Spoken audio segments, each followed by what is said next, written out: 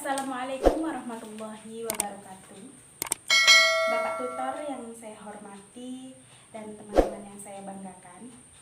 Perkenalkan, nama saya Nurul Hikmah dengan NIM 8555588868. Dalam tugas 2 mata kuliah pembelajaran terpadu, saya akan mencoba mempresentasikan satuan kegiatan ataupun yang disebut dengan SKH dengan bentuk webdar yang sudah saya buat. Baiklah Bapak tutor dan teman-teman semua, SKH model jaring laba-laba atau webdar adalah suatu model pendekatan pembelajaran yang dimulai dengan menentukan tema, yang kemudian dikembangkan menjadi subtema. Di sini saya mengambil tema yaitu tanaman buah dengan subtema buah pisang. Setelah menentukan tema dan subtema, model jaring laba-laba ini menugaskan kita untuk memperhatikan keterkaitan tema yang telah kita pilih dengan 6 bidang aspek perkembangan pada anak. Di antaranya yang pertama yaitu perkembangan nilai agama dan moral. Yang kedua, perkembangan kognitif. Yang ketiga, perkembangan fisik motorik. Yang keempat, sosial emosional. Yang kelima, seni, dan yang terakhir perkembangan bahasa anak. Nah, semua itu adalah kelebihan daripada pembelajaran terpadu model jaring laba-laba. Di antaranya seperti SKH yang saya buat ini. Dengan satu tema pembelajaran, di situ saya masukkan seluruh aspek perkembangan anak yang ada 6 tadi dalam satu hari. Nah, langsung saja saya akan menjelaskan keterkaitan tema yang sudah saya pilih ini dengan bidang perkembangan anak. Yang pertama, perkembangan daripada aspek nilai agama dan moral. Nah, di sini kompetensi yang dapat dicapai oleh anak adalah sesuai dengan indikator yang sudah saya ambil, yaitu 3.1 dan 4.1 yang bunyinya adalah berdoa sebelum dan sesudah berkegiatan. Jadi, pada kegiatan hari ini, perkembangan nilai agama dan moral anak yang akan kita kembangkan adalah memberikan pembiasaan kepada anak untuk berdoa sebelum berkegiatan. Seperti pada hari ini, anak-anak diharapkan untuk berdoa sebelum belajar dan sesudah belajar. Lalu, kegiatan hari ini juga ada nanti anak berdoa sebelum makan. Yang pastinya hari ini anak-anak akan makan pisang. Nah, anak-anak juga berdoa sesudah memakan buah pisang. Masih dalam aspek perkembangan nilai agama dan moral, ada satu indikator lagi yang saya masukkan, yaitu indikator 1.1 yang bunyinya mempercayai adanya Tuhan melalui ciptaannya. Nah, ini bertujuan agar anak lebih memahami, anak bisa membedakan mana yang ciptaan Tuhan dan mana yang ciptaan manusia. Dengan kegiatan hari ini diharapkan anak dapat menyebutkan bahwa tanaman pisang ataupun buah pisang itu adalah ciptaan Tuhan. Selanjutnya, aspek perkembangan yang kedua untuk anak. Di sini aspek kognitif. Kompetensi yang akan dicapai oleh anak saya ambil sesuai dengan indikator yaitu 3.6 dan 4.6, yang mana di sini saya mengenalkan kepada anak apa warna ukuran, dan rasa dari buah pisang. Nah, untuk kegiatan hari ini, saya memang membawa buah pisang yang memang sudah saya siapkan.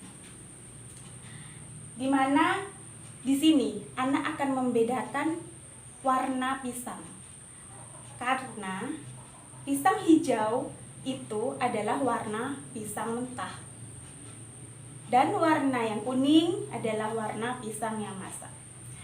Tujuannya agar anak bisa membedakan warna. Selain warna, di sini juga saya mengharapkan anak untuk dapat mengenal yang namanya ukuran. Nah, saya membawa pisang tidak hanya satu. Ada pisang yang kecil, lalu pisang yang sedang, dan juga pisang yang ukurannya besar.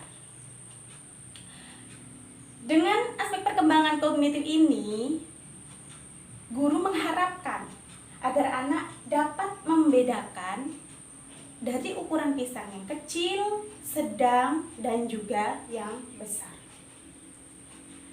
Selain warna dan ukuran, masih di aspek perkembangan kognitif anak, saya juga mengenalkan kepada anak tentang rasa buah pisang. Kegiatannya yang dilakukan adalah anak praktek langsung mencicipi buah pisang. Nah, setelah buah pisangnya sudah dicicipi oleh anak, di situ anak akan bercerita apa rasa dari buah pisang yang sudah dia makan. Mungkin ada anak yang salah mengambil pisang yang mentah. Nah, di situ anak bisa mengungkapkan, yang ini tidak enak dan yang masak sudah enak. Itulah harapan kita agar anak bisa membedakan rasa, warna, ukuran, dan rasa. Nah, selanjutnya, yang ketiga, di sini aspek perkembangan fisik motorik anak. Kompetensi yang akan dicapai anak sesuai dengan indikator 3.3 dan 4.3. Saya memberi kegiatan kepada anak yaitu menganyam dengan daun pisang dan mengecap dengan pelepah pisang.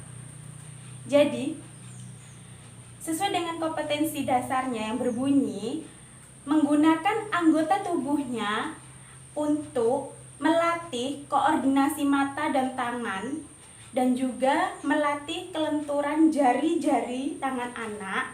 Nah, saya masukkanlah di sini kegiatan menganyam yang berbahan alam, yaitu daun pisang. Di sini anak dilatih untuk menglenturkan jari-jari tangannya menganyam daun pisang. Selain menganyam daun pisang, ada satu lagi perkembangan fisik motorik yang akan dikembangkan, yaitu dengan kegiatan mengecap menggunakan pelepah pisang. Jadi, anak memegang pelepah pisang, lalu mencelupkan ke dalam pasta ataupun pewarna makanan yang tentunya aman. Di sini saya ambil pasta yang berwarna hijau sesuai dengan pisang mentah, dan juga pasta yang berwarna kuning sesuai dengan pisang yang masak. Setelah dicelupkan, lalu anak mengecapkan ke dalam pola gambar pisang. Itu tadi tujuannya agar fisik motorik anak dapat berkembang. Yang ketiga, aspek perkembangan yang harus kita kembangkan adalah aspek perkembangan daripada sosial emosional anak. Nah, sesuai dengan indikator yang sudah saya ambil, yaitu 2.7 yang berbunyi melatih kesabaran. Nah, dalam kegiatan hari ini, kesabaran anak akan saya latih dengan kegiatan menjiplak buah pisang. Kenapa saya ambil dari menjiplak ini untuk mengembangkan sosial emosional anak? Karena dalam kegiatan menjiplak ini sebenarnya hampir seluruh anggota anak itu ikut bekerja.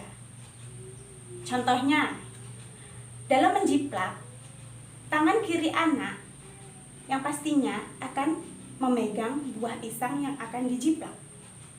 Lalu, anak menempelkannya di atas kertas HVS. Tangan yang satunya memegang spidol ataupun pensil. Lalu, mengikuti pola daripada buah pisang yang akan dijiplaknya. Kalau anak yang emosinya atau kesabarannya kurang, mungkin dia akan meninggalkan tugasnya begitu saja. Nah, disinilah kita akan lihat di mana anak yang kesabarannya sudah berkembang sesuai harapan dalam melakukan kegiatan, dan di mana anak yang belum berkembang, dan di mana anak yang mulai berkembang. Nah, selanjutnya, sesudah sosial emosional, aspek perkembangan yang selanjutnya yang harus kita kembangkan adalah aspek perkembangan seni. Jadi, di sini saya ambil indikator yang sesuai dengan kompetensi anak yang harus dicapai, yaitu indikator 3.15 dan 4.15. Yang mana di sini anak menunjukkan hasil karya dengan kegiatan yang sudah saya beri, yaitu mewarnai buah pisang ataupun gambar buah pisang dengan menggunakan krayon. Nah, dalam aspek perkembangan seni ini, di sini kita bisa lihat di mana anak yang perkembangan seninya sudah berkembang sesuai harapan. Mungkin digambarkan dengan warna yang ia ciptakan di saat dia mewarnai gambar dengan krayon itu. Untuk anak yang sudah berkembang sesuai harapan, tentunya warna yang diciptakan itu pasti akan cocok. Misalkan pisang diwarnai dengan warna hijau atau dengan warna kuning. Yang sudah berkembang sesuai harapan juga tahu kalau mewarnai itu harus dengan satu arah, tidak terlewat garis. Nah, tetapi jika anak yang perkembangan seninya masih belum berkembang atau mulai berkembang, di situ digambarkan dengan anak yang mewarnainya hanya dengan asal-asalan saja. Nah, disitulah kita mengamati di mana anak yang perkembangan seninya sudah berkembang sesuai harapan, di mana anak yang baru mulai berkembang, dan di mana anak yang belum berkembang sama sekali. Semua ini untuk bahan evaluasi kita.